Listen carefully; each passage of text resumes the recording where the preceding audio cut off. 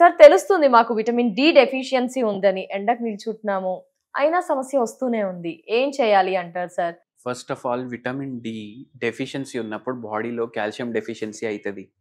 దాంతోటి ఆస్టియోపీనియా అవుతుంది. ఆస్టియోపీనియా అంటే బొక్కలు ఎంత స్ట్రాంగ్ ఉండాలి అంత స్ట్రాంగ్ ఉండవు. నొప్పులు అందుకే వస్తున్నాయి సార్. నొప్పులు అందుకే వస్తున్నాయి. యంగ్ ఏజ్ లో కూడా చాలా మందికి స్టార్ట్ అవుతున్నాయి. Yes. ఈ డి డెఫిషియన్సీ రావడానికి మెయిన్ కారణం ఏం తెలుసా మీకు? ఫుల్ స్లీవ్ బట్టలు, Full sleeves, మొత్తం sunscreen supply సన్ చేసుకుంటారు. స్క్రీన్ ఏడికెళ్ళి ప్రొడ్యూస్ అవుతుంది. సన్ స్క్రీన్ వల్ల విటమిన్ డి ప్రొడ్యూస్ అవుతలేదు చాలా మందిలో.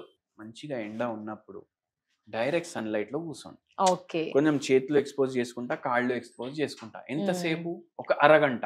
ఏమైనా హోమ్ రెమెడీస్ అలాగే కూడా చెప్పారా సార్? స్వర్ణ Okay. భస్మం ఏం Oh. చేయాలంటే కొంచెం ఒక చిట్కెడుగు అంత 1 లీటర్ గోరువెచ్చని నీళ్ళు వేసుకోవాలి. ఎప్పుడు నీళ్ళు తాగినా ఈ నీళ్ళు తాగాలి. మళ్ళీ దాని తర్వాత మీరు ఏం చేయాలంటే ఆరం సల్ఫ్యూరికం అనేసి ఒక మందు దొరుకుతుంది. ఇది ఒక హోమియోపతి మెడిసిన్. Okay sir. పొద్దుగాల 10 గోళీలు, పొద్దునికి 10 గోళీలు, 0/3 పొటెన్సీ. ఓకే. ఇది మీరు రెగ్యులర్ గా తీసుకోండి.